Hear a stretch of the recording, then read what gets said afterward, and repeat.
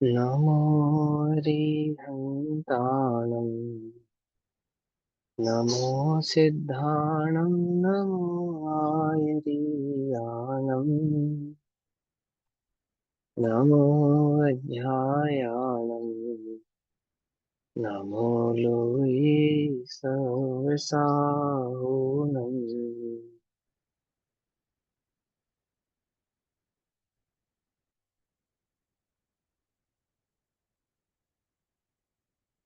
मङ्गलं भगवान् वीरो मङ्गलं गौतमो गणी मङ्गलं कुन्दकुन्दार्द्यो जैन धर्मोऽस्तु मङ्गलम्। सर्वमङ्गलमाङ्गल्यं सर्वकल्याणकारकम् प्रधानां सर्वधर्माणां जैनं जयतु शासनम्। तच्चयति परं ज्योतिः समं समस्तैरनन्तपर्याये दर्पणतल इव सकला प्रतिफलति पदार्थमालिका यत्र।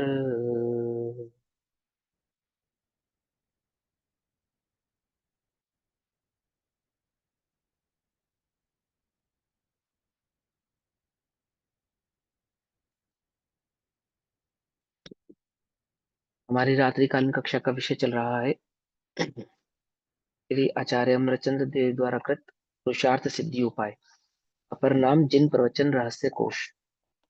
जिन प्रवचन रहस्य कोश अर्थात जिनेन्द्र देव के द्वारा प्रतिपादित आगम का रहस्य है ना, उसका ये खजाना रखने का स्थान।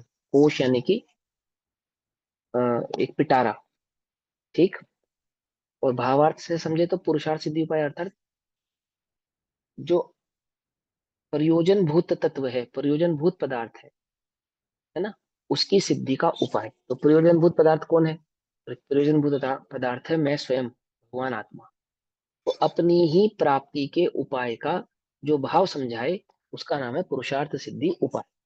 ऐसे पुरुषार्थ सिद्धि उपाय ग्रंथ में श्रावक धर्म के संज्ञान में सम्यक ज्ञान अधिकार की चर्चा चल रही है। और सम्यक ज्ञान अधिकार को समझाते हुए 36 नंबर के श्लोक की चर्चा चल रही है। 36 नंबर का श्लोक, पहले श्लोक पढ़ते हैं। श्लोक कहता है, ग्रंथार्थ भयपूर्णम काले विनयेन सोपधानं च बहुमानेन समन्वित मन्निन्नहं ज्ञानमाराध्यम। अर्थात सम्यक दर्शन को प्राप्त करने के पश्चात सम्यक ज्ञान की आराधना के 8 अंगों की चर्चा चल रही है। वह सम्यक ज्ञान कार्य रूप से परिणमित होता है, सम्यक दर्शन कर्ता रूप से परिणमित होता है। क्यों? क्योंकि सम्यक दर्शन प्रकट करने के पश्चात ही ज्ञान सम्यक ज्ञान नाम पाता है। उस सम्यक ज्ञान की आराधना को उस सम्यक दृष्टि जीव को विनय पूर्वक करना चाहिए। और उस सम्यक ज्ञान के जो अंग है, किस प्रकार से सम्यक ज्ञान की आराधना की जाती है, उसका भाव इस श्लोक नंबर 36 के माध्यम से चल रहा है। पेज नंबर 74 पे आ जाएंगे। 74 पेज नंबर पे कालाचार की चर्चा चल रही थी। ठीक है ना। अभी तक हमने कौन कौन से पढ़े? व्यंजनाचार, अर्थाचार, उभयाचार, और चौथे नंबर पे चल रहा है कालाचार। व्यंजनाचार किसको कहना? अक्षर को समझना, अक्षर को पढ़ना आना, अक्षर को बोलना आना, अक्षर को लिखना आना, ये कहलाता है व्यंजनाचार। इसमें अक्षर और शब्द दोनों गर्भित हो जाते हैं। ठीक। सही उच्चारण होना, सही प्रकार से सुन समझ पाना, अथवा सही प्रकार से बोल पाना, सही प्रकार से लिख पाना, ये सब क्या कहलाता है? व्यंजनाचार कहलाता है। अथवा लिखे हुए अक्षरों का आदर करना, ये सब व्यंजनाचार के भाव हैं।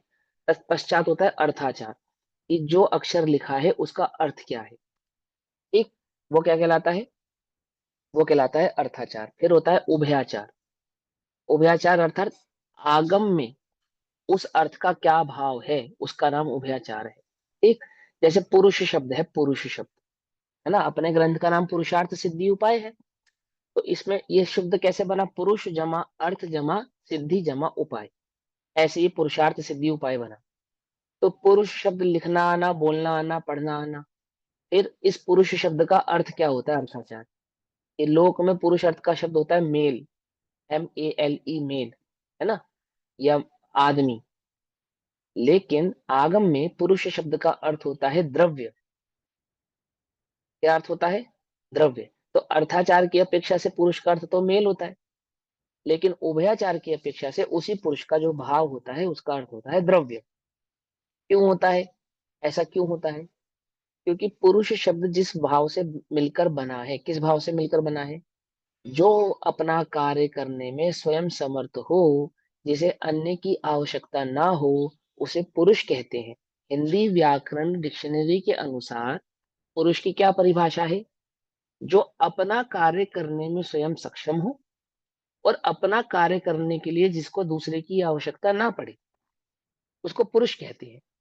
तो लोक में आदमी को पुरुष नाम से प्रयुक्त कर दिया जाता है। तो लोक में पुरुष कहना, आदमी को पुरुष कहना, वो क्या है? वो रूढ़िवाद है, जो हमने समय रूढ़ नय आदि पढ़े थे इसी सम्यक ज्ञान की आराधना में, नयों के स्वरूप को समझते समय, है ना, कि वो रूढ़ि अर्थ है। उसका वास्तविक व्याकरण अर्थ क्या है? जिसको अपना कार्य करने की के लिए दूसरे की आवश्यकता ना पड़े, उसको पुरुष कहते हैं। और उभयाचार में यानी आगम में ऐसा कौन है जिसको अपना कार्य करने की स्वयं किसी अन्य की आवश्यकता नहीं पड़ती? कि छह द्रव्य ऐसे हैं जिन्हें अपना कार्य करने के लिए किसी अन्य की आवश्यकता नहीं पड़ती। तो पुरुष शब्द का अर्थ हो जाता है उभयाचार की अपेक्षा से द्रव्य। उस पुरुष के साथ अर्थ जोड़ने पर क्या शब्द बनता है? प्रयोजन। क्या शब्द बनता है? प्रयोजन। तो प्रयोजन भूत द्रव्य क्या बन गया? पुरुषार्थ। प्रयोजन भूत द्रव्य तो क्या शब्द बन गया? पुरुषार्थ। सिद्धि माने प्राप्ति का उपाय। तो प्रयोजन भूत पदार्थ या द्रव्य की प्राप्ति का उपाय क्या बन गया? पुरुषार्थ सिद्धि उपाय। तो क्या भाव निकल कर आया आगम उभयाचार की अपेक्षा से? पुरुषार्थ सिद्धि उपाय का क्या क्या भाव आता है? कि आत्मा की प्राप्ति के उपाय को पुरुषार्थ सिद्धि उपाय कहते हैं। आई बस समझ में? तो व्यंजनाचार, अर्थाचार और उभयाचार। आई बस समझ में कैसे निकाला अर्थ? अब इस उभयाचार के पश्चात कालाचार की चर्चा चल रही है। कालाचार के संदर्भ में अधिकतम चर्चाएं हम कर चुके थे, बाकी जो बची ही चर्चा है वह करते हैं। एक बार पढ़ते हैं कालाचार किसको कहते हैं। कि जो आप ज्ञान की आराधना करते हैं, उस ज्ञान की आराधना करते समय काल के विवेक को कालाचार कहते हैं, अर्थात काल पूर्वक आचरण करना। जिस काल में जो करने योग्य है, उस काल में उस कार्य को करना तो कालाचार कहलाता है। ठीक।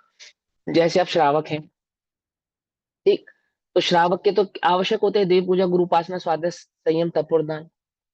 तो गुरु उपासना का जो समय है, क्या समय है गुरु उपासना का?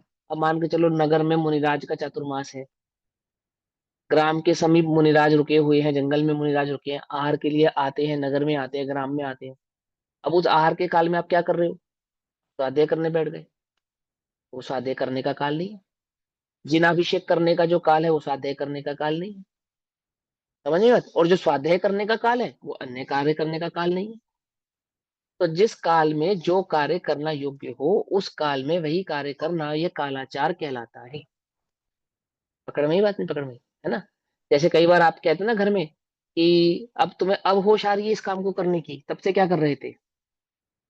ऐसा ऐसा कहते नहीं कहते हैं? जैसे आपको कहीं जल्दी में जाना हो और वो कोई कहने लगे अरे मैं ये काम तो कर लूं, अथवा मैंने अमुक कार्य नहीं किया, अमुक कार्य नहीं किया, तो आप झट से क्या कहते हो? इतनी देर से क्या कर रहे थे? ये कोई समय है काम करने का, तब क्यों नहीं किया? ऐसा कहते नहीं कहते?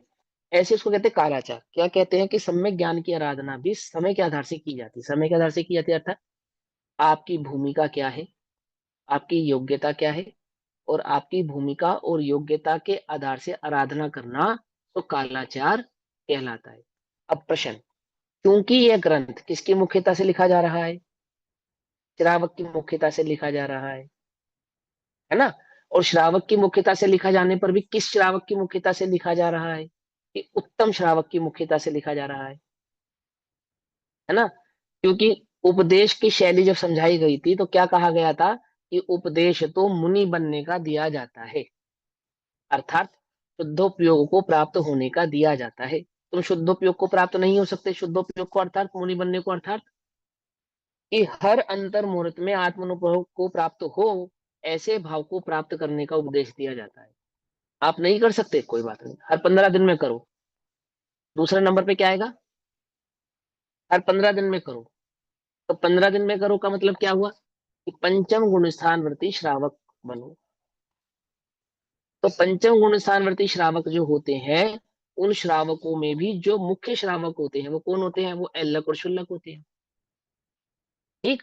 तो उन एल्लक और शुल्लकों की व्यवस्था के अनुसार यह कालाचार का उपदेश किया जा रहा है। आती है बात समझ में?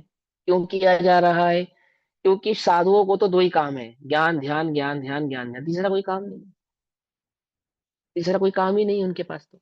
लेकिन जो श्रावक हैं, उनके पास ज्ञान और ध्यान से अतिरिक्त भी अन्य कार्य हैं।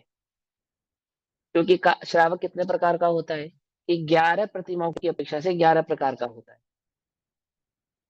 श्रावक की 11 प्रतिमाएं होती है ना, 11 भेद हो गए एक प्रकार से, तो 11 प्रकार का श्रावक हो गया, सीधा सीधा सा। और उस 11 प्रकार के श्रावक से अन्य भी एक श्रावक होता है। ये बात हम आपको क्यों समझा रहे हैं? इस बात को कहने के पीछे का लॉजिक क्या है? लॉजिक यह है कि जब हम किसी भाव को पढ़ें या समझें, तो उसकी प्रयुक्ति को ध्यान से समझें कि वहां किसको ध्यान में रखकर ये बात कही जा रही है। हमें भी ध्यान में आनी चाहिए ना। आपने कहा श्रावक, तो श्रावक के नाम पे हमें क्या नजर आता है? श्रावक के नाम पे हमें ये नजर आता है, व्यापार धंधा करता हो, भोगवादी भोगता हो और समझदारी और सोचना।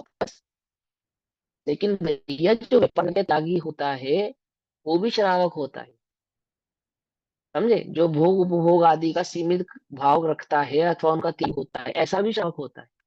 पीछे कमंडल वाला भी श्रावक होता है। क्या कहा? आई बात समझ में? नहीं समझ में? पीछे कमंडल वाला भी श्रावक होता है। ठीक।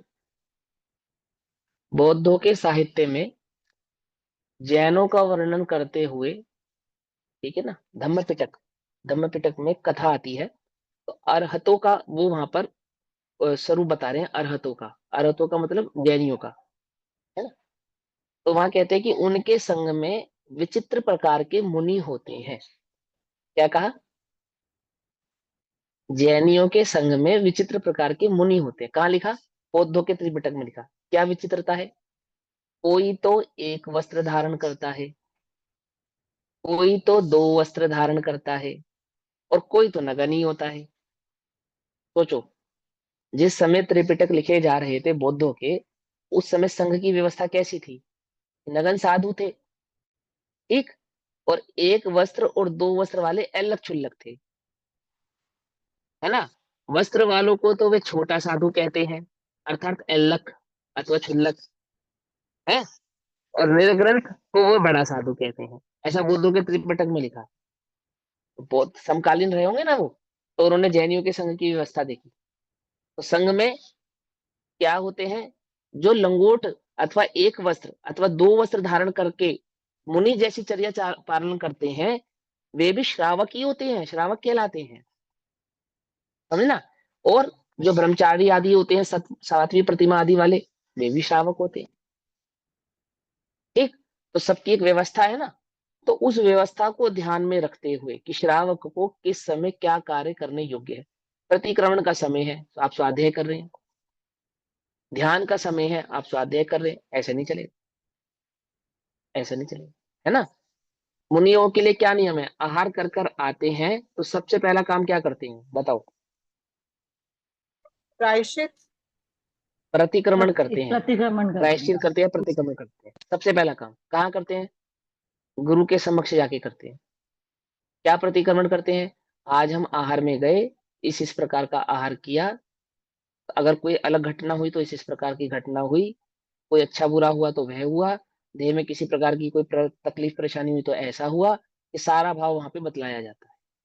आहार अच्छे से हुआ ये भी बतलाया जाता है, नहीं अच्छे से हुआ ये भी बतलाया जाता है, अंतराय हुई या नहीं हुई ये बतलाया जाता है। ये सब भाव वहां बतलाए जाते हैं। आहार करते समय विकार आया या नहीं आया, किसी चीज को खाने में अधिक स्वाद आया, किसी को खाने में स्वाद नहीं आया, ऐसे सारे भाव वहां बतलाए जाते हैं नियम पूर्वक। समझना ध्यान से। अब कितने साधु हैं? 20,000 मुनिराजों का संघ है, 10,000 मुनिराजों का संघ है, 500 मुनिराजों का संघ है। अब बोलो, अब वो कोई कोई स्वाध्याय करने बैठ गया, कोई कुछ करने बैठ गया, कोई कुछ करने, व्यवस्था का क्या होगा? ऐसे नहीं। तो एक नियम बनाया कालाचार। कालाचार किस लिए बनाया गया? ताकि संघ आदि की व्यवस्था को सुचारू रूप से चलाया जा सके। ठीक। तो क्या क्या व्यवस्था है उसमें, क्या क्या नियम है? कालाचार नियम यह है कि ज्ञान का विचार चाहिए वही करना। जिस ज्ञान का विचार करना चाहिए मतलब जो कार्य करना चाहिए, जो विवेक होना चाहिए, जो प्रज्ञा भाव से प्रस्तुत होना चाहिए, जिस काल में ज्ञान को जो कार्य करना चाहिए वो कार्य करना। पढ़ाई के काल में ज्ञान को मोबाइल चलाना चाहिए या देखो, टीवी देखना या मोबाइल चलाना, ये कौन कर रहा है? ज्ञान कर रहा है या हाथ और आंखें कर रही है? कौन कर रहा है ये? कौन कर रहा है? ज्ञान कर रहा है ना। ज्ञान कर कोई रहा है, डाउट तो नहीं है ज्ञान। इस बात में? ज्ञान कर रहा है, सीधी सी बात। आप आंखें बंद करके भी ज्ञान से जो मर्जी कार्य करा सकते हो, आंखें थोड़ी कुछ कर रही हैं। और आंखें खोलकर भी ज्ञान को स्थिर कर सकते हो, है ना। अब पढ़ाई करते समय ज्ञान को क्या करना चाहिए? पढ़ाई करनी चाहिए, और कोई कार्य नहीं करना चाहिए। जगह जगह लिखा है गाड़ी चलाते समय मोबाइल पर बात ना करें। क्या मतलब? क्या मतलब? कि आपका जो ज्ञान उपयोग है वो गाड़ी चलाते समय इधर उधर हो गया तो एक्सीडेंट हो जाएगा। यानी गाड़ी चलाते समय ज्ञान का उपयोग गाड़ी चलाने में ही करें। कि भैया गाड़ी तो मैं हाथ पैर से चला रहा हूँ और बात तो मैं मुंह और कान से कर रहा हूँ, कोई तर्क करता है वहां पर? बोलो। तुम जज के सामने ये बात बोलो कि स्टेयरिंग तो मैंने पकड़ा था हाथों से, और ब्रेक और रेस थी मेरे पाँव में, और मोबाइल मैंने हाथ में पकड़ा भी नहीं था, ब्लूटूथ से मैं बात कर रहा था, मेरा चालान नहीं होना चाहिए क्योंकि मैं कान से गाड़ी नहीं चलाता। क्या? बात मैं कान से करता हूँ और कान से मैं गाड़ी नहीं चलाता हूँ, इसलिए मेरा चालान नहीं होना चाहिए। बोलो, होगा या नहीं होगा? अगर तुम ये तर्क दोगे तो तुम्हारा डबल चालान होगा मालूम। 500 का होता होगा तो 1000 का होगा, 5000 का ही ना हो जाए। समझे? क्यों? क्योंकि भैया आप हाथ पैर आंख नाक कान से गाड़ी चलाते हुए, बात ठीक है कि हाथ पैर से चलती है और कान से बात चलती है, लेकिन वो ज्ञान के बिना नहीं चलती है, ज्ञान से चलती है। समझे? बात भी ज्ञान से होती है, गाड़ी भी ज्ञान से चलती है, रास्ता भी ज्ञान देखता है, सब कार्य ज्ञान करता है। इन 5 इंद्रियों में व्याप्त एक ज्ञान ही है जो घूमता है। इतनी खबर तो उस जज को भी है जिसने जैन दर्शन नहीं पढ़ा है। क्या? समझे? तो क्या कहते हैं सुनो। जिस काल जिस ज्ञान का विचार चाहिए वही करना। अर्थात जिस काल में ज्ञान को जहां लगा होना चाहिए वहीं लगा होना चाहिए, अन्य जगह नहीं लगाना। अपने ज्ञान उपयोग को यहाँ वहां नहीं लगाना। तो क्या नहीं करना? तो देखो, 4 संधि के काल बताए। सबसे पहले सूर्योदय, सूर्यास्त, मध्याह्न और मध्य रात्रि। संधि काल मतलब जब दो समय मिलते हैं उसको संधि काल कहते हैं। ये संधि काल किस चीज के लिए प्रयुक्त नियुक्त कर दिए गए? ये सामायिक अथवा ध्यान के लिए नियुक्त कर दिए गए। पंचम गुण स्थानवर्ती श्रावकों को भी ये 4 समय की सामायिक अनिवार्य है, मालूम। और मुनिराज तो निरंतर ध्यान में होते ही हैं, वे तो प्रतिपल ही सामायिक में होते हैं। तथापि अनिवार्य रूप से ये 4 समय उनके लिए भी सामायिक के ही होते। तो अर्ध निशा का सन्नाटा, वन में वनचारी चरते हो, तब शांत निराकुल मानस तुम तत्वों का चिंतन करते हो। मध्य रात्रि। समझ में बात नहीं? समझ में है ना? तो क्या कहते हैं, इसके पहले और पीछा का मुहूर्त संध्या काल है। मतलब एक घड़ी पहले और एक घड़ी बाद का जो मुहूर्त है वो संध्या काल कहलाता है। अब मुहूर्त तो 48-48 मिनट का होता है। तो मुनि राजों के लिए जो मुहूर्त नियुक्त होता है वो तो 48-48 मिनट का ही होता है। लेकिन श्रावक आदि की अपेक्षा से 24-24 मिनट के समय को भी मुहूर्त कहते हैं। 24-24 मिनट का जो टाइम होता है ना, वो भी मुहूर्त के अंतर्गत ही आता है। 2 समय से लेकर और 48 मिनट तक का जो समय है वो टोटल मुहूर्त कहलाता है। समझे? और अंतर मुहूर्त होता है ना, अंतर मुहूर्त 3 प्रकार का होता है, ये मालूम। मध्यम, जघन्य और मध्यम, जघन्य और अ, उत्कृष्ट, उत्कृष्ट, उत्तम।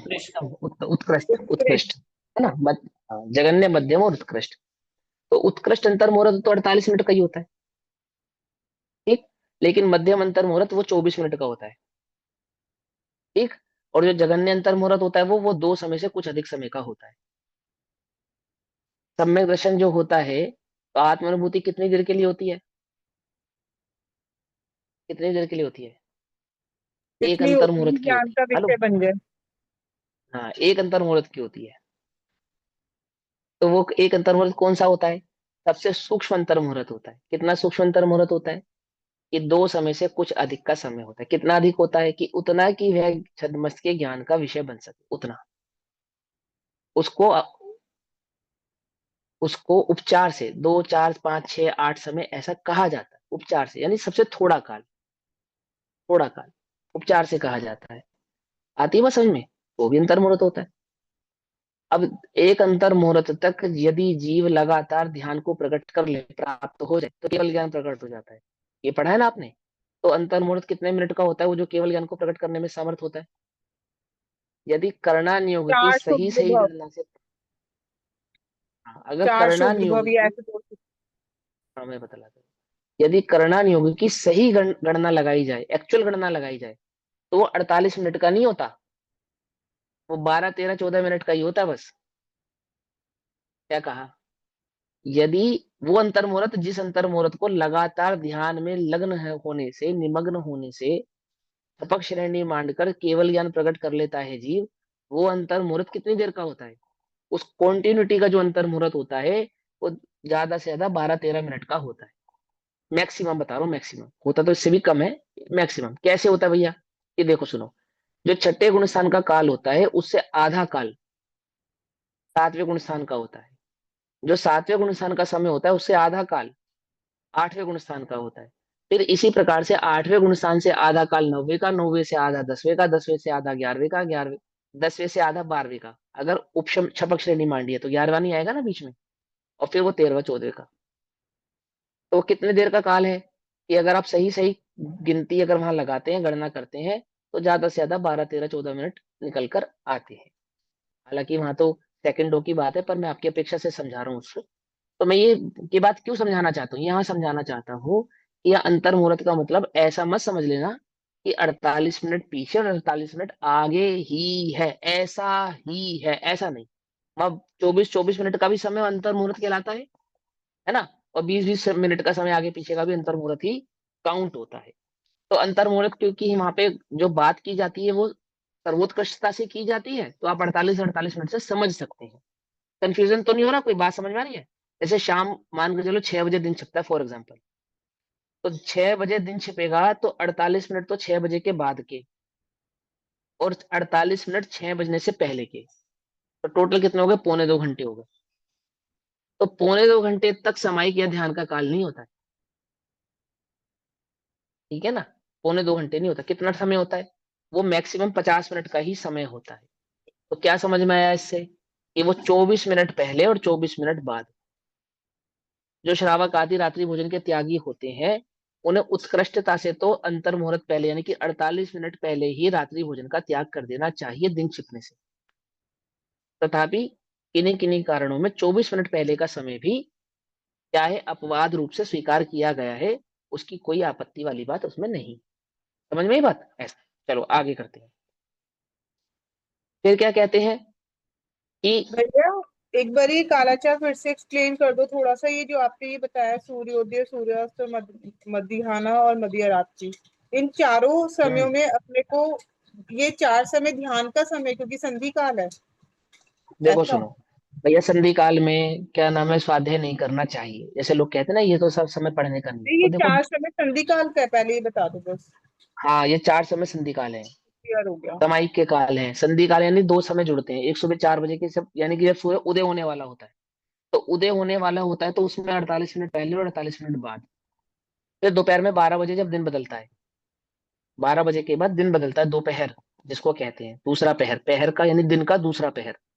तो जब दिन बदलता है 12 बजे के बाद, तो वो जो 12 बजे से 48 मिनट पहले और 48 मिनट के बाद का समय। इसी प्रकार जब सूरज छिपता है, तो सूरज छिपता है तो उस समय 48 मिनट पहले और 48 मिनट बाद।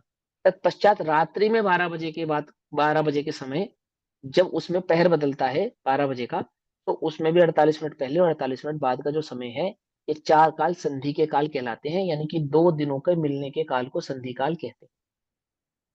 ठीक। और इन 2 दिनों के मिलने के संधि काल का ही नाम वहां पर संध्या काल है, और ये संध्या काल ध्यान के लिए उपयुक्त किए गए हैं। अब जैसे कोई लोग कहते हैं कि भैया ये संधि का काल है, यहाँ पे आमुक आमुक ग्रंथ नहीं पढ़ने चाहिए, तो सबसे पहले आप जो ये बात की तर्क करते हैं ना पढ़ना नहीं चाहिए, वो संधि के काल में क्या कर रहे होते हैं? सुबह 4 बजे आप क्या कर रहे होते हो? सो रहे होते हो। तो वैसे ही नहीं पढ़ रहे होते तुम तो भैया, है ना? रात्रि में 12 बजे क्या कर रहे होते हो? तब भी सो रहे होते हो। अब बचे दो समय, एक दिन के 12 बजे का और एक संध्या के समय का। ये दो झगड़े हैं ना। तो सुनो भाई, सामायिक करने के अपेक्षा से वहां स्वाध्याय करने का निषेध है, बस। स्वाध्याय करने का निषेध नहीं है, सामायिक करने की अपेक्षा से स्वाध्याय करने का निषेध। फिर कोई कहे कि वो सामायिक तो आत्मानुभव के साथ आत्मानुभूति का नाम है, मेरा उपयोग तो आत्मा में लगता नहीं है, मैं क्या करूं? तो क्या कहते हैं, अनुप्रेक्षा करो, चिंतन करो, ध्यान करो। तो पिछली कक्षा में डिटेल में समझाया क्यों करो, क्योंकि स्वाध्याय भी एक प्रकार का व्यसन है, अवलंबन मुक्त करना है जिनवाणी का काम, अवलंबन ले रखना नहीं। आपको सुनने की और पढ़ने की आदत तो बहुत है, चिंतन करने की आदत बिल्कुल भी नहीं है, ना चिंतन करने का विकल्प है। अभी पढ़ रहे हो, उपयोग से पढ़ोगे, बहुत अच्छे से पढ़ोगे, याद भी कर लोगे, लेकिन किताब बंद, तो उस किताब के साथ साथ वही उपयोग भी बंद। समझ नहीं पाती, समझ में वो चलता नहीं है साथ। तो वहां ये ध्यान करने के कहने के पीछे सबसे बड़ा जो साइकोलॉजिकल रीजन है वो यही है कि आप चिंतन करना सीखें, मनन करना सीखें, स्वावलंबी बने। ठीक है ना। तो उस अपेक्षा से यहाँ पे बात यही है, इस काल को छोड़कर, इन संध्या कालों को छोड़कर शेष चार उत्तम कालों में पठन पठन आदि रूप स्वाध्याय करने को कालाचार कहते हैं। अर्थात सामायिक के कालों को छोड़कर जो स्वाध्याय के काल है उनको स्वाध्याय करना चाहिए, लेकिन उसमें भी क्या है, आहार के काल में आहार करेंगे, गमन के काल में गमन करेंगे, विहार के काल में विहार करेंगे, अन्य अन्य कालों में अन्य अन्य कार्य करेंगे। ठीक है ना। जैसे जिसका योग्यता होगी वैसा वो कार्य करेगा, क्योंकि मुनिराज तो ध्यान और स्वाध्याय दो ही कार्य करते हैं। तो गमन आदि के काल में भी वो क्या नहीं करेंगे, स्वाध्याय आदि तो नहीं कर पाएंगे। ठीक है, वो तो एक जगह रुके होंगे, टिके होंगे, तभी करेंगे ना। तो उसमें भी चार समय तो छोड़ ही देंगे, एक आहार का काल निकाल देंगे, बाकी कालों में पठन पाठन करेंगे। ठीक इसी प्रकार से उनकी दिनचर्या होती है। संघ में रहने वाले जो श्रावक होते हैं, लक्ष्य लक आदि, उनका भी इसी प्रकार से जीवनचर्या उन मुनिराजों के अनुकूल ही होती है। ठीक। और जो अन्य श्रावक हैं जो संघ में नहीं रहते, घरों में रहते हैं, घर में रहते हैं, जैसे सेठ सुदर्शन। तो सेठ सुदर्शन समाई करने गए, कब करने गए, रात को 12 बजे, है ना। तब उठा के ले गई थी दासी उनको शमशान से, रात्रि के उस पहर में जिस पहर में सब सो रहे थे। तो वो संध्या का काल तो था ना, पर कौन सी संध्या का काल था, रात्रि की मध्यम, यानी रात्रि 12 बजे के काल का आसपास का समय था वो, जब वो दासी उनको शेर सुदर्शन को उठा के ले जाती है। क्या करने गए थे वहां पे, ध्यान करने गए थे। क्यों करने गए थे, क्योंकि वो ध्यान का काल है। आई बस समझ में। वहीं करने क्यों गए थे, वहीं क्यों करने गए थे, ऐसी कोई अपेक्षा नहीं है कि उस स्थान पे करना या इस स्थान पे करना, ये नियम नहीं है। पर वो परिणामों की एकाग्रता के लिए ऐसे निर्जन आदि स्थानों पर जाकर ध्यान करने के लिए गए थे। ठीक, फिर क्या हुआ, वो कहानी आपको पता है, आगे क्या कहते हैं कि इनको छोड़कर शेष उत्तम चार कालों में पठन पाठन करना चाहिए। उसमें भी फिर क्या बातें हैं कि चारों संध्या काल की प्रथम तथा अंतिम दो घड़ी में, तथा दिगदहा, दिगदहा का मतलब हो गया आग लगी हो कहीं पे, अथवा इस प्रकार का प्रसंग बना हो। वैसे तो दिगदहा का अर्थ होता है जो लू बहुत चलती है ना, जबरदस्त, कई बार जंगलों में आग लग जाती है, तपस के कारण आग लग जाती है जंगलों में, तेज तपस के कारण, और लू आदि चलती है जबरदस्त, तो आंधी जैसी उड़ती है लू, लू के अंदर आंधी उड़ती है खूब जबरदस्त, उसमें मिट्टी उड़ती है ना। तो आंखों में घुसती है और सब होता है, आप सभी उस बात से अवगत होंगे। तो ऐसे काल में स्वाध्याय यानी कि पठन पाठन करने का निषेध है। क्या करो, ध्यान करो, अपने उपयोगों को जैसे लगा सकते हैं, भक्ति में लगा सकते हो भक्ति करो, ध्यान कर सकते हो ध्यान करो, है ना, ये बतलाएंगे। दिगदाहा, उल्कापात, उल्कापात मतलब कि पृथ्वी पर वो गिरते ना, स्ट्रोट्स गिरते हैं जो ऊपर से, तारे टूट के गिर जाना, इस प्रकार का कोई स्थिति होना वो। वज्रपात यानी कि बिजली का गिरना। इंद्रधनुष, अब ये इंद्रधनुष का क्या चक्कर है, इंद्रधनुष क्या है, इंद्रधनुष समझाता हूँ आपको। आजकल वर्तमान में क्लाइमेटिकल चेंज तो जबरदस्त हो चुका है, और इस बात से वो लोग तो बहुत अच्छे से अनभिज्ञ, माने जानकार होंगे, अनभिज्ञ नहीं होंगे, जो लगभग लगभग 35 साल पुराने हैं, लगभग लगभग, है ना, 35-40 साल पुराने। तो जब बरसात होती थी ना, पहले बरसात, तो ऐसे नहीं होती थी कि बस 2-4 घंटे बरसा और बस बात खत्म। बरस रहा है तो 4 4 दिन तक, 5 5 दिन तक, 6 6 दिन तक लगातार बारिश हो ही जा रही है, हो ही जा रही है। नदी नालों की इतनी अच्छी व्यवस्था नहीं है। पानी का ड्रेनेज सिस्टम इतना बढ़िया नहीं है। पानी भर जाता है, घुटनों तक भर जाता है, पाँव पाँव तक भर जाता है। समझे नहीं समझे? और आपने देखा होगा जब जबरदस्त बरसात होती है ना, खूब जबरदस्त, वो इंद्रधनुष तब निकलता है। ऐसे बरसात के मौसम में जब धूप निकलती है तो क्या होता है, इंद्रधनुष निकलता है। उस इंद्रधनुष के समय में कीट पतंगे बहुत हो जाते हैं, छोटे छोटे जीव, दिन की रोशनी में, धूप की रोशनी में खूब जीव हो जाते हैं। ऐसी स्थिति बनती है, देखने में तो सुंदर लगता है, परंतु वास्तव में क्या होता है, जगह जगह कीचड़ पानी भरा हुआ और ऐसी स्थिति होती है। अब तो इंद्रधनुष देखने को नहीं मिलता। लेकिन वर्त उस स्थिति में जिन्होंने देखा है वो समय वर्त इंद्रधनुष का, तो कैसा 6 6 दिन तक बरस रहा है, 7 7 दिन तक बरस रहा है, रुक ही नहीं रहा है, रुक ही नहीं रहा है ना, ऐसा खूब। और खूब बादल छा गए, एकदम काला मौसम हो गया बिल्कुल जबरदस्त, और वज्रपात हो रहा है, वज्रपात हो रहा है इन सेंस खूब बिजली कड़क रही है। ठीक। तो वज्रपात के बाद इन्होंने इंद्रधनुष लिया। तो उस स्थिति में क्या होता है कि वो स्थिति भी क्या कहते हैं, वो ध्यान की स्थिति है।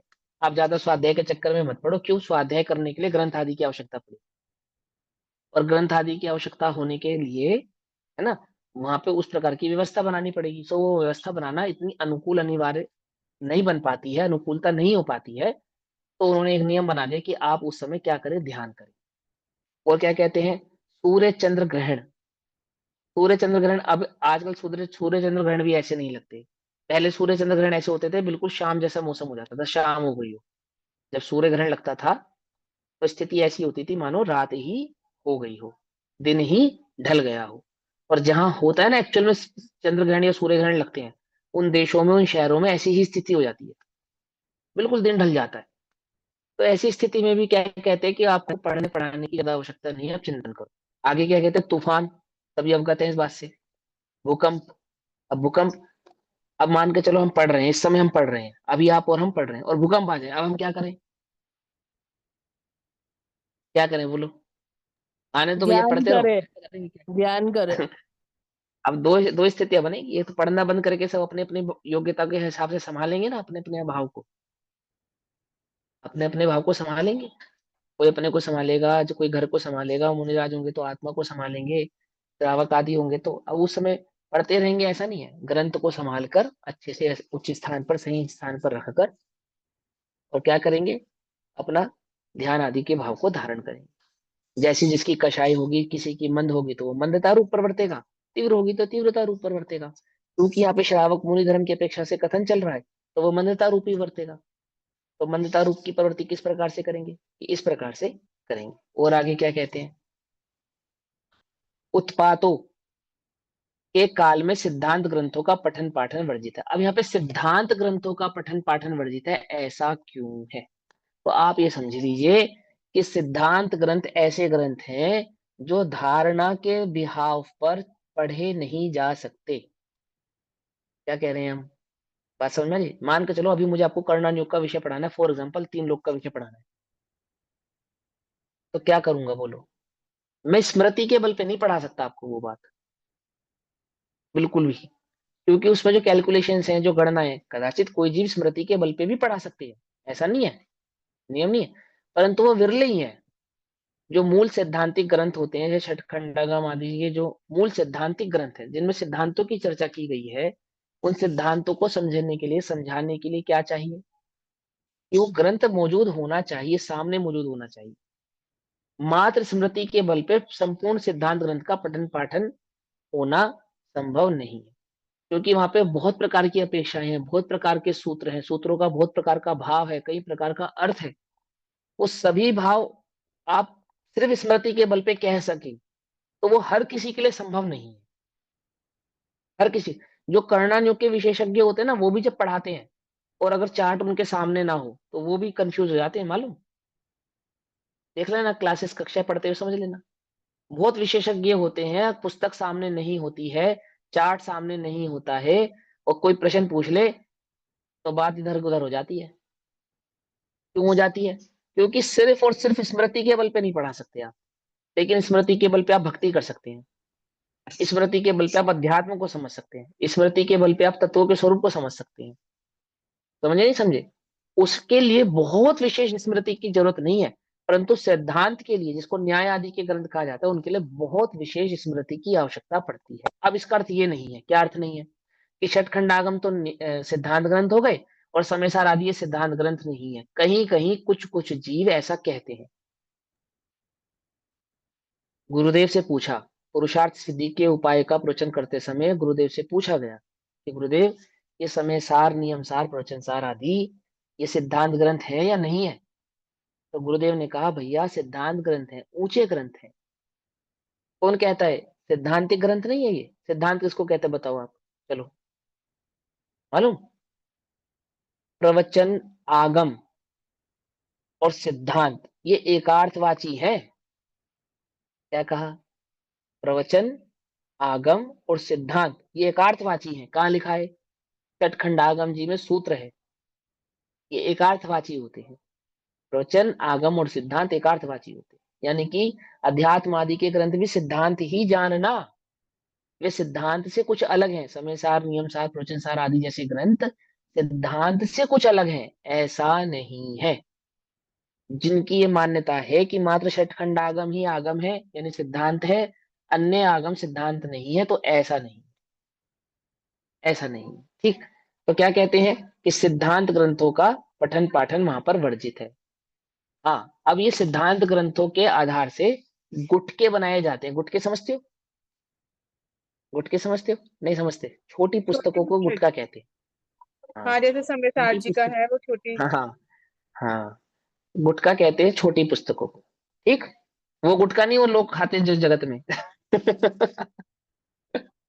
वो नहीं, छोटी पुस्तकों को गुटखा कहते हैं। भैया एक तो क्या क्वेश्चन था होता है मुझको। उसके आगे? हाँ बोलो बोलो।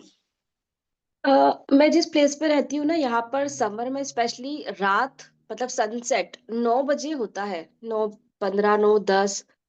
तो रात्रि त्याग के नियम उसी अकॉर्डिंग चलेगा या बिल्कुल उसी उस अकॉर्डिंग चलेगा। नॉर्वे में तो 6 महीने रात नहीं होती, स्वर्गों में रात नहीं होती, और तीसरे काल आदि में रात नहीं होती। तो वहां रात्रि माने या नहीं माने? भैया सूर्य चंद्रमा की चाल जहां जैसी है वहां वैसी ही स्वीकार की जाती है। भारत में 6 बजे दिन छिपता है तो भारत में रात 6 बजे ही होगी। अमेरिका में दिन रात को नॉर्वे में रात को 9 बजे या 10 बजे जब भी छिप रहा है आपका दिन, तो तभी माना जाएगा। है ना, नॉर्वे के स्थान है ना, वहाँ तो रात ही नहीं होती, 6 महीने तक दिन नहीं रहता है। तो वहां पे रात्रि के भोजन के नियम का पाप लगेगा ना या नहीं लगेगा? भैया रात्रि किसको कहते हैं, उसी के आधार से नियम का पाप लगेगा, बस सीधी बात यह है। पकड़ में ही बात नहीं पकड़ में ही? वो उसमें बहुत ज्यादा विशेष नहीं कि तुम तो हिंदुस्तान में तुम्हारा जन्म हुआ है तो तुम्हारे लिए सारी दुनिया में कहीं रहो रात को 6 दिन, अगर हिंदुस्तान में 6 बजे दिन छिपा तो सारी दुनिया में तुम्हारे लिए 6 बजे दिन छिपेगा। ऐसा नहीं है मेरे भाई फिर तो बड़ी गड़बड़ हो जाएगी भैया फिर तो बहुत गड़बड़ हो जाएगी अगर नॉर्वे हाँ हाँ, में वही छह तो कह रहा हूँ, महीना गड़बड़ हो रात जाएगी। मगर 6 महीना होती नहीं है। रात्रि है तो 6 महीना खाने का नहीं हाँ फिर। हाँ, हाँ, अब ये भी देखो, अब देखो, हाँ ये भी सवाल उठा। अब वहां तो 6 महीने रात होती है, तो 6 महीने का उपवास करेंगे क्या? क्या करेंगे? लो सुनो तो जहां जहां वो व्यवस्था है ना, जहां द्रव्य क्षेत्र काल भाव, वो द्रव्य क्षेत्र काल भाव को समझकर ही वो कार्य किया जाता है। अब देखो उसका सबसे पहला उत्तर ये सुनो। उस देश जाना नहीं जहां पर रत्नत्रय का पालन होना संभव नहीं हो। पहला नियम ये है। क्या कहा? उस देश जाना नहीं। 72 कलाएं हैं, कोई एक कला सीख लो। कौन सी कला सीख लो? जिससे तुम्हारा भरण पोषण हो सके, बस बहुत है। अधिक कला सीखने की आवश्यकता नहीं है। बहुत दूर जाने की आवश्यकता नहीं है, धर्म से दूर जाने की आवश्यकता नहीं। क्यों? क्योंकि लक्ष्मी पुण्य की चेरी है। ये बात गांठ बांध लो। भाई बस समझ में नहीं आई?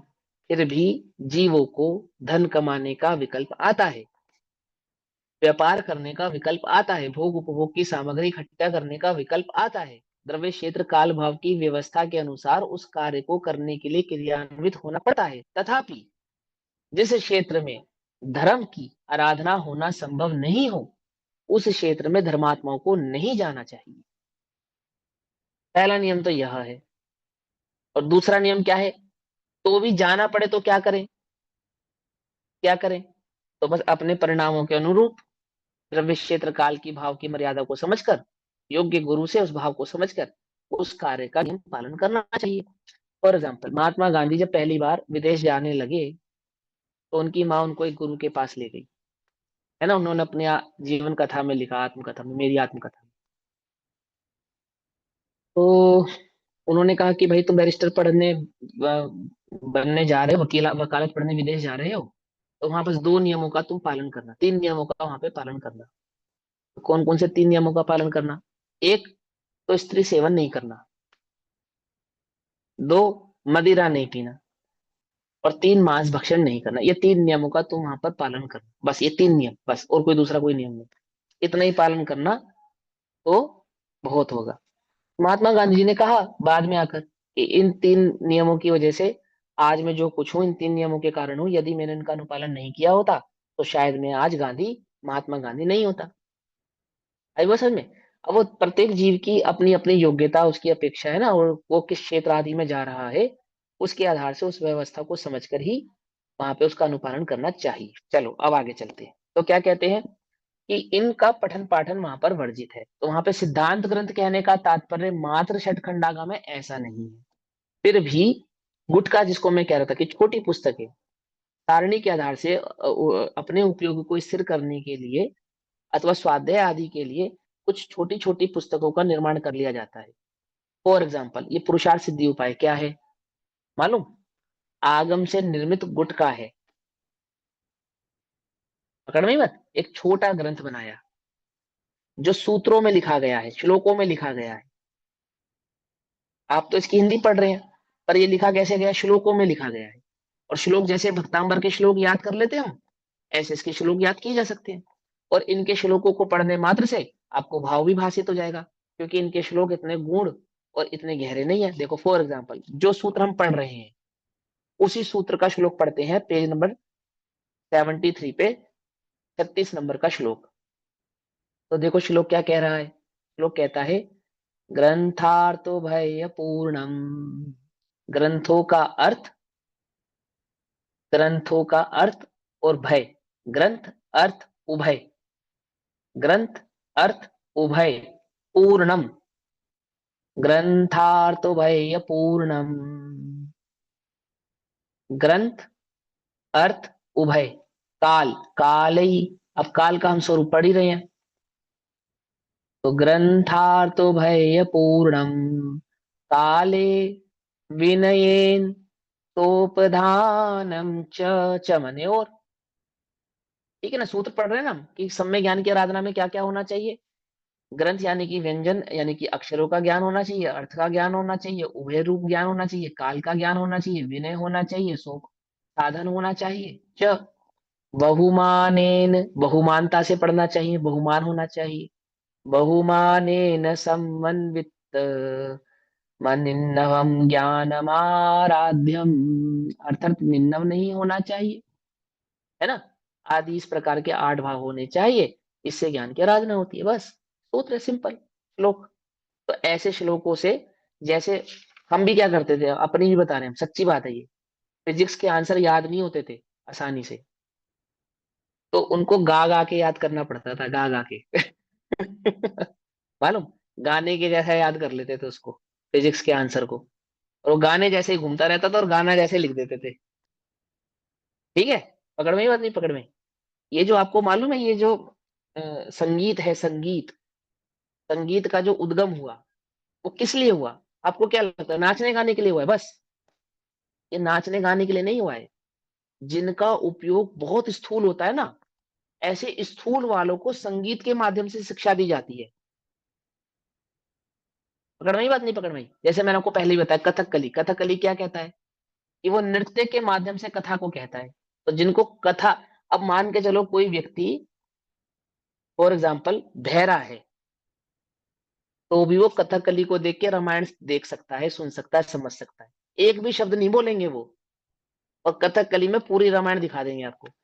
रावण का वध भी दिखा देंगे, स्त्री का हरण भी दिखा देंगे, लक्ष्मण का वो विद्या लग गई वो भी दिखा देंगे अहिल्या के द्वारा, उनके माध्यम से, है ना। और उसका वो विद्या दूर हो गई ये भी दिखा देंगे, सब दिखा देंगे। किसमें? उस कथकली के नृत्य में। क्या है संगीत? क्या है? शिक्षा का आदान प्रदान करने का एक तरीका है, नृत्य भी। अब नृत्य शास्त्र जब आप पढ़ोगे तब आपको ये बात समझ में आएगी कि नृत्य शास्त्र में कितनी गुणता है, कितनी रहस्य है। अब वही वही जो संगीत शास्त्र है, उसी संगीत शास्त्र का आश्रय लेकर इन श्लोकों की रचना होती है। संगीत शास्त्र का ही तो आश्रय लिया गया इन श्लोकों की रचना में। कितने सूत्र होने चाहिए, कितनी मात्राएं होनी चाहिए, कितने अक्षर होने चाहिए, और किस अक्षर से कहाँ रुकना चाहिए, किस लय में पढ़ना चाहिए, क्यों पढ़ना चाहिए उसी लय में, कि एक एक सर्टन लय में पढ़ने से वो स्मृति में बने रहते हैं। समझ रहे होते हैं? अगर आप उनको गाकर एक लय में पढ़ते हैं तो वो स्मृति में आपके बने रहते हैं, याद रहते हैं आपको, बस इसलिए उनकी इस प्रकार से रचना की जाती है। समझे? अब जैसे तत्वार सूत्र है, वो एक एक छोटे, कहीं छोटा सूत्र है, कहीं बड़ा सूत्र है, कहीं बहुत लंबा सूत्र है, कहीं बहुत छोटा सूत्र है। ऐसे सूत्र चलते ना, कहीं दो शब्द अक्षरों का ही सूत्र आ जाता है, कहीं 6 अक्षरों का सूत्र आता है, कहीं 18 अक्षरों का सूत्र आता है, ऐसे आता नहीं आता है। लेकिन इनमें क्या है, श्लोकों में प्रत्येक श्लोक की अक्षर मात्रा समान ही होंगे, ना आगे होंगे ना पीछे होंगे। क्या भाव होगा उससे, क्या फायदा होगा, कि वो याद करने में और आसान हो जाएगा। और अगर कोई श्लोक आपने गड़बड़ किया तो अक्षर कम हो जाएगा, अक्षर कम हो गया इसका मतलब श्लोक में कुछ गड़बड़ हो गई। पकड़ में ही बात, नहीं पकड़ में ही? समझे नहीं समझे? तो इस प्रकार के भाव के कारण इन तरह के श्लोकों की रचना की जाती है। रत्नाकरण शावकाचार्य श्लोकों में लिखा गया है, और ऐसे बहुत सारे ग्रंथ जो श्लोकों में लिखे गए हैं। तो क्यों लिखे गए हैं?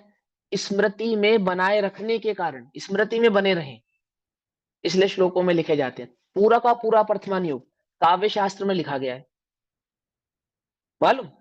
महापुराण, आदि पुराण, और क्या नाम है, उत्तर पुराण, ये सारा काव्य शास्त्र है, टोटल कविता के रूप में लिखा गया है, पूरा का पूरा। आप गाओ, गुनगुनाओ, पढ़ो।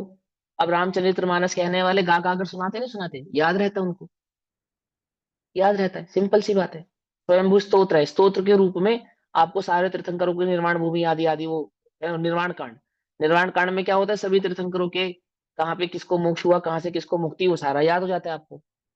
अब ऐसे हम आपसे पूछे कि आमुक भगवान की मुक्ति कहाँ हुई, तो भले ही आपको याद ना रहे, पर वो निर्वाण कांड याद होता है ना, तो पता लग जाता है एकदम से कि हाँ उनकी वहां हुई थी, उनकी वहां थी। हम निर्वाण कांड को रिकॉल कर लेते हैं तो हमें एकदम से याद आ जाती है बात। तो स्मृति में बनाए रखने के लिए उनको क्या करते हैं, उनको लयबद्ध संगीतमय कर देते हैं, ताकि वो स्मृति में बना रहे, सिंपल सी बात है। तो इस प्रकार की रचनाएं वो क्या कहलाती हैं? वो रचनाएं भले ही आगम गर्भित होती हैं, अध्यात्म गर्भित होती हैं, सूत्र गर्भित होती हैं, तो भी वो आगम नहीं कहलाते, अर्थात सिद्धांत सूत्र नहीं कहलाते। होती तो उनमें बात सिद्धांति की है, पर वो सिद्धांत सूत्र इस अपेक्षा से कहलाते नहीं है। तो क्या कहते हैं यहाँ पर? सिद्धांत ग्रंथों का पठन पाठन वर्जित है। अब आचार्य अमरचंद्र देव कितने वर्ष पहले हुए? 1000। बोलो। 1000 वर्ष पहले हुए। अब 1000 वर्ष उस समय किस प्रकार की पद्धतियां मौजूद थी, लिखने की, पढ़ने की, सुनने की, बोलने की, क्या पद्धति मौजूद थी? और वहां ग्रंथ सिद्धांत किसके, किस हिसाब से किसको स्वीकार किया जा रहा था, वो हमें समझना पड़ेगा। ठीक है ना?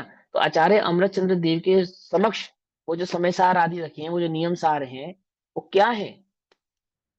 क्या है? नियम सार, प्रवचन सार, समय सार, सिद्धांत ग्रंथ ही है, ऊंचे ग्रंथ ही है। आत्मा के सैद्धांतिक वैभव को बतलाने वाले हैं वो। ये बात तो मैं इतनी बात इसलिए कह रहा हूं कि किन्हीं को ये विकल्प हो कि वो सिद्धांत ग्रंथ नहीं है, तो ऐसा नहीं है। अब प्रमाण तो मेरे पास एक बुद्धि, मेरा विवेक, प्रज्ञा है, दूसरा गुरुदेव है। गुरुदेव ने अपने प्रवचन में ऐसा स्पष्ट कहा। ठीक, आगे कहते हैं, सुनो। हाँ, मुझे एक स्तोत्र। प्रश्न पूछता था, क्या मैं पूछ सकती हूँ? ये जो हाँ जी, बिल्कुल पूछ सकते हैं। परमागम है और आगम ग्रंथ है, उन दोनों में क्या डिफरेंस है? देखो, आगम में परमागम गर्भित होता है। परमागम अध्यात्म का दूसरा नाम है। परम आगम, आगम का जो परम भाव हो उसको परमागम कहते हैं। ठीक है ना? और परमागम का ही दूसरा नाम अध्यात्म है। अध्यात्म अर्थात जो आत्मा से सीधा संबंधित हो, सम्यक दर्शन के स्वरूप को सैद्धांतिक भाव से प्रस्तुत करने वाला हो, ऐसा जो भाव है उसे परमागम कहते हैं। अब आगम बड़ा है या परमागम बड़ा है? ये आगम बड़ा है। समझे नहीं समझे? लेकिन हम अध्यात्म के भाव से परमागम को बड़ा कह सकते हैं। जैसे अनंत और सिद्धों में बड़े कौन है? कि बड़े तो सिद्ध हैं, बड़े तो सिद्ध हैं, लेकिन हम नमो हम पहले कहते हैं। क्यों कहते हैं? क्योंकि वे हमें मोक्ष का मार्ग बतलाते हैं। है तो सिद्ध बड़े, पर कहते हैं अरिहंतों को बड़ा है। ऐसे ही है तो आगम बड़ा, पर कहते परमागम को बड़ा है। क्यों? क्योंकि आगम का संपूर्ण भाव जानो चाहे नहीं जानो, परंतु परमागम के भाव को जानकर तो तुम अपना कल्याण अवश्य ही कर सकते हो। और उस परमागम का जो आधार है वो आगम ही है, आगम से बाहर कुछ नहीं है। ठीक है? आगम दूध की तरह है और परमागम घी की तरह है। घी कहाँ है? दूध में ही है। दूध को बिलोने से, मथने से, जमाने से ही वो घी निकल कर आएगा। तो सारभूत होने से वो परमागम ऐसा शब्द उनको प्राप्त है, ऐसा नाम उस परमागम भाव को प्राप्त है। ठीक है जी? हो गया, समझ में आ गया? चलो आगे चलते हैं। परमागम जो परमागम है शास्त्र, उनके आप एक दो नाम बता सकते हैं?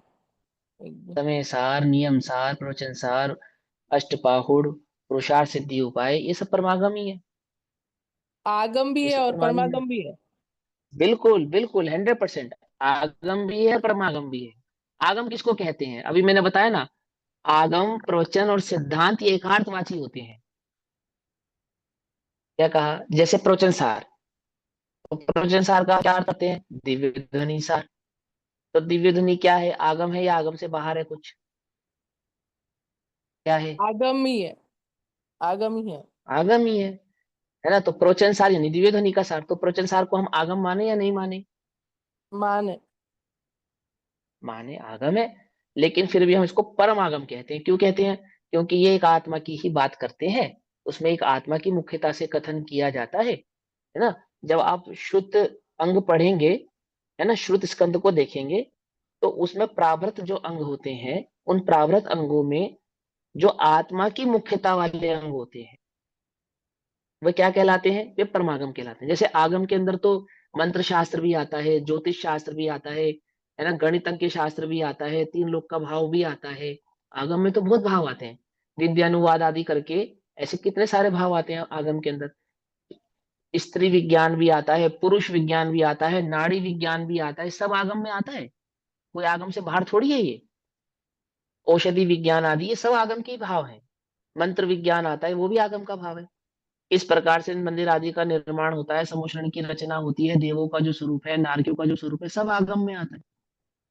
तो भी हम, जो मेरी आत्मा के कल्याण का कारण है, ऐसे सम्यक दर्शन ज्ञान चरित्र के उपाय को बतलाने वाले भाव को परमागम कहते हैं। ठीक है? हाँ, समझ में आ गया। आगे बस। हाँ, हम्म। चलो अब क्या कहते हैं? काल में सिद्धांत ग्रंथों का पठन पाठन वर्जित है। अब कौन से सिद्धांत ग्रंथों का पठन पाठन वर्जित है?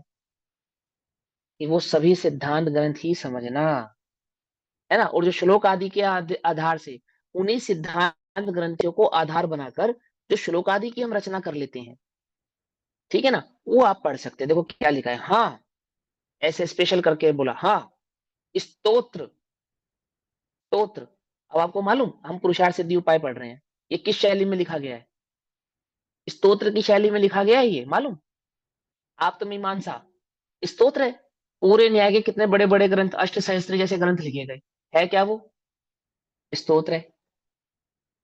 पकड़ में ही बात नहीं पकड़ में? अब बोलो, अष्ट सहस्त्री जैसी रचना को पढ़कर और आप ये कहे कि ये स्तोत्र के ऊपर लिखी गई है, कल्पना करो। अब उस स्तोत्र को हम आगम माने या आगम नहीं माने? क्या माने बोलो?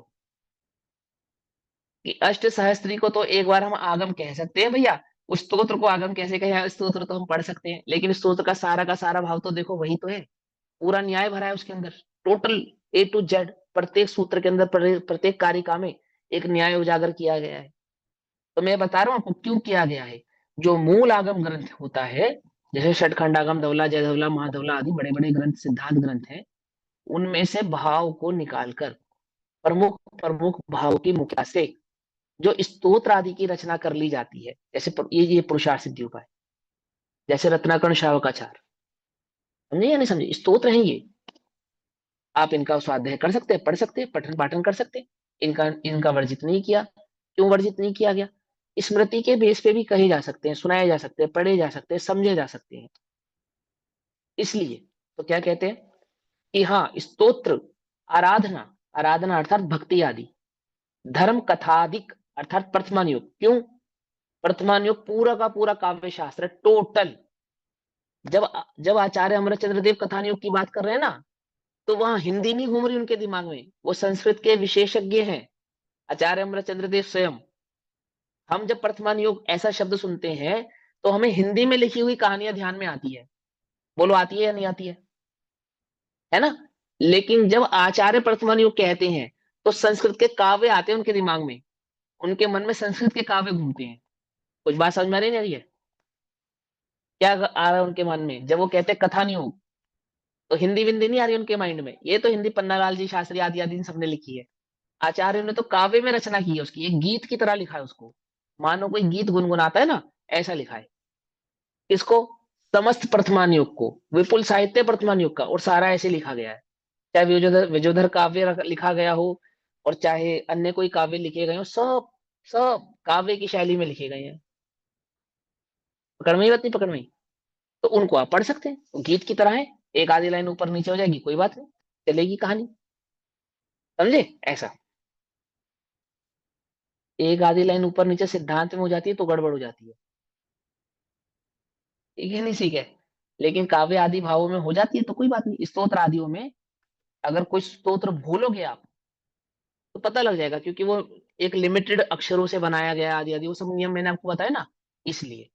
तो स्तोत्र, जैसे अब हमें स्तोत्र के नाम पे क्या याद आता है? भक्तांबर स्तोत्र, ज्यादा से ज्यादा कल्याण मंदिर स्तोत्र, और थोड़ा गहराई में चले जाएंगे तो पारसनाथ स्तोत्र है ना, धरणेन्द्र पद्मावती स्तोत्र, ऐसे ऐसे जो आप लोग जनरली पढ़ते हो। आप तो मीमांसा आदि स्तोत्रों को स्तोत्र कहते हैं। ठीक है? भक्तांबर आदि स्तोत्र हैं, देवागम कल्याण स्तोत्र। मंदिर स्तोत्र, हाँ। लेकिन वो जो देवागम स्तोत्र है, आप तो मीमांसा जिसके ऊपर लिखा गया, हाँ, देवागम स्तोत्र, वो है मूल स्तोत्र, तो उनको कहते हैं। इतिहास में सर्वप्रथम सबसे पहले लिखा गया जो भक्ति स्तोत्र है, काव्य है, वो कौन है? वो देवागम स्तोत्र है। हाँ, आप पूछो भैया, कौन पूछ रहा है, क्या पूछ रहा है? भैया एक्चुअली स्तोत्र का एक्चुअल मतलब क्या होता है? स्तोत्र मैंने बताया ना, भक्ति के भाव से कहा गया जो काव्य होता है उसको स्तोत्र कहते हैं, जिसके अंदर भगवान के गुणानुवाद को दर्शाया गया हो, भगवान के गुणों को बतलाया गया हो, वो सब स्तोत्र होते हैं। अब व्याकरण की अपेक्षा से तो स्तोत्र की और भी परिभाषा है, लेकिन समझने की अपेक्षा से आप इतना भी समझ सकते हैं। ठीक। फिर आराधना, आराधना भक्ति के परिवेश में आता है। उसके बाद धर्म कथानादि यानी कि वर्तमान योग के ग्रंथ पढ़ सकते हैं। ठीक, अब आगे चलते हैं। फिर 5वें नंबर पे आता है विनयाचार। क्या आता है? विनयाचार। अब समय तो हो गया, लेकिन मैं 5 मिनट आपके एक्स्ट्रा लूंगा आज, ठीक है? क्योंकि आपको कोर्स भी कंप्लीट होना है, और समय आपके पास थोड़ा है। ले लूं? कोई दिक्कत तो नहीं है? एक लेना बस, एक है? ले लो भैया, कोई दिक्कत नहीं। हाँ, वैसे तो समोचरण में 2.5 घंटे का प्रवचन होता है, देखो भाई सुनो। ठीक है ना? लगभग। तो 1 घंटे में 5-10 मिनट एक्स्ट्रा हो जाए तो देखो बुरा नहीं मानना। सुनो आप, विनयाचार तथा किस रीति से ज्ञान आराधना करना। ज्ञान की जो आराधना होती है उसकी एक रीति है, किस रीति से करना? बोले विनय यानी कि नम्रता युक्त, उद्दत नहीं होना, बड़े सॉफ्टली, बड़े पोलाइटली, सीखने की जिज्ञासा के साथ, समझने की भावना के साथ। उद्यत यानी कि क्रोध में, भागते भागते, जल्दी जल्दी में, और ठीक है सीख लेंगे, और उपयोग को इधर उधर भटका कर, ऐसे नहीं। अब आप सीखने बैठे हैं, पढ़ने बैठे हैं, तो उसका क्या विनय होना चाहिए कि भैया चलो सब बैठे हैं तो हम भी बैठ गए, और उपयोग यहाँ वहां भटक रहा है, ध्यान कहीं जा रहा है, कभी कुछ कर रहे हैं कभी कुछ कर रहे हैं, ऐसे नहीं। बोले ये अविनय है। विनय क्या है? यदि आपने पढ़ने के लिए 1 घंटा निकाला है तो विनय पूर्वक, नम्रता पूर्वक 1 घंटे अपने उपयोग को वहां लगाना, ध्यान से लगाना, ध्यान से सुनना, उपयोग को लगाकर, टकटकी लगाकर सुनना, ये क्या कहलाता है? ये विनय कहलाती है। और किस भावना से सुनना? ये मेरे कल्याण की बात है, ये मुझे समझनी चाहिए, मुझे समझ में नहीं आ रही तो किस प्रकार से मैं इसको समझ लूं, सीख लूं। ऐसे सीखने के परिणाम से, शास्त्र आदि को पढ़ना, सीखने के परिणाम से, कक्षा आदि प्रवचन आदि को सुनना, कल्याण के परिणाम से उसके महत्व को, उसको भाव को जानने का प्रयास करना, यह कहलाता है विनयाचार, विनय पूर्वक। अब आप अपना ज्ञान बघारने के लिए बैठोगे तो आपको वो बात समझ में नहीं आएगी। ठीक है ना। अंतिम बात कहते हैं, देखो मैं तो अपने जीवन के इस अनुभव से ये बात सच्ची में कह सकता हूं कि जितना ज्ञान विनय से आता है उतना ज्ञान पढ़ने से नहीं आता। और ये सच्ची बात है। आप बहुत पढ़ लो, बहुत सुन लो, उससे इतना ज्ञान नहीं आता है। लेकिन ये जो अभी आएंगे ना, विनय, उपधान, बहुमान, ये जो भाव आएंगे, अनिंदवादी भाव, ये ज्यादा कारक होते हैं ज्ञान को आपके निखारने के। इससे ज्यादा ज्ञान निखरता आपको, आपको खुद नहीं मालूम चलता कि अरे मुझे इसका अर्थ कैसे आता है, अथवा मैं ये भाव कैसे समझा पा रहा हूँ, मैंने तो कभी पढ़ा नहीं। ऐसा नहीं कि पढ़ा नहीं, पढ़ा होता है, पढ़ा होता है।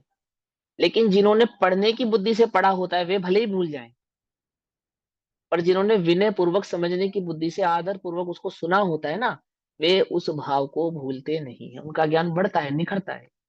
देखो विनय पूर्वक गुरु की शरण में रहने वाले मुनिराजों को 8वें आदि गुण स्थानों में जाकर द्वादशांग का ज्ञान तो आपो आप ही हो जाता है। करना थोड़ी पड़ता है, अपने आप ही द्वादशांग के पाठ ही हो जाते हैं।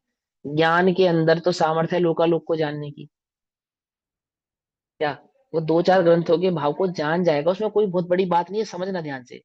जो अंतरंग में आत्मा की विनय है ना, अपने आत्म भाव की विनय, अपने निज चैतन्य ज्ञायक भाव की विनय, क्या करती है ये?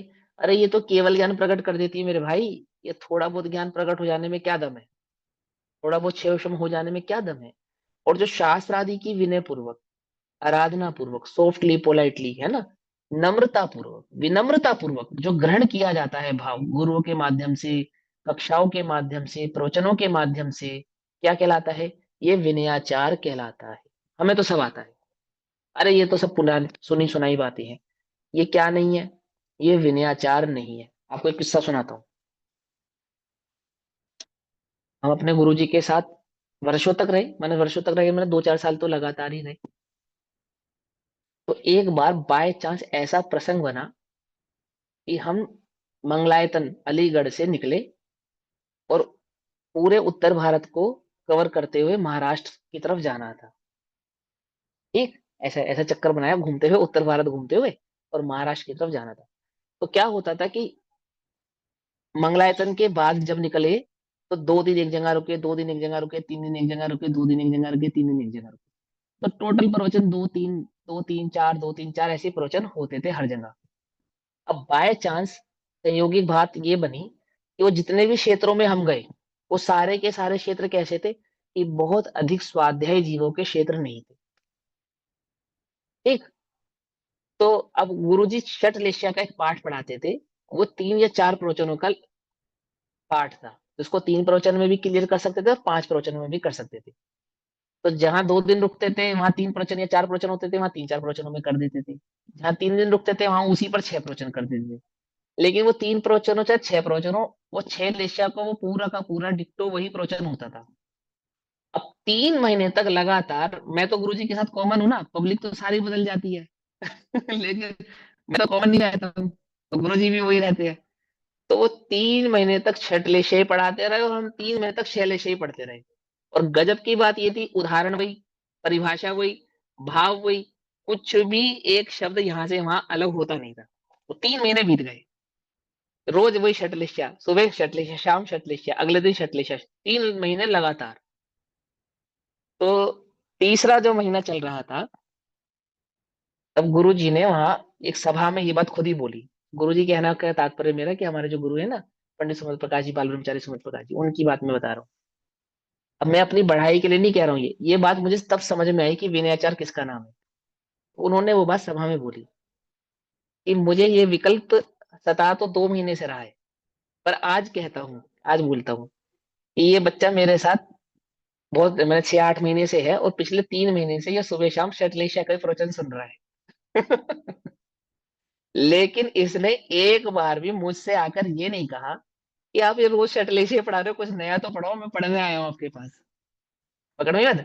और दूसरी बात, ये एक भी दिन प्रवचन में लेट नहीं हुआ, ये एक भी दिन प्रवचन में पीछे आके नहीं बैठा, इसने एक दिन भी प्रवचन में आंख नहीं झपकाई। मैं नोटिस कर रहा हूँ इसको, ना ही आंख झपकाता है, ना ये इधर उधर होता है, और ऐसे सुनता है मानो पहली बार ही सुन रहा हो। और पक्की बात, मैं सुनता भी ऐसे था, मुझे लगता था ये प्रवचन में पहली बार सुन रहा हूँ। मुझे ये कभी विकल्प नहीं आया, ये तो मैं कल सुन चुका हूँ या परसों सुन चुका हूँ। अब ये बात मैंने क्यों बताई, ये बात सच्ची है। यदि आप विनय पूर्वक जिन वचन को सुनते हैं, आप यकीन मानिए कि आपने भले ही थोड़ा पढ़ा हो, तो आप कितना ज्यादा सीख जाएंगे आप खुद नहीं जानते, आपको खुद नहीं मालूम। कभी ये विचार नहीं करना जिन वचन को सुनते हुए, "अरे ये तो हमने वहां सुना था, ये तो हमने ऐसा सुना था, और ये तो हम जानते हैं, और ये तो हमें पता है, ये तो हम तुम्हें पढ़ा देंगे ना"। ऐसा नहीं। ये विनयाचार कहलाता है। जिन वाणी के द्वारा बताए गए स्मृति के मार्ग को विनम्रता पूर्वक ग्रहण करने का नाम है विनयाचार। ठीक।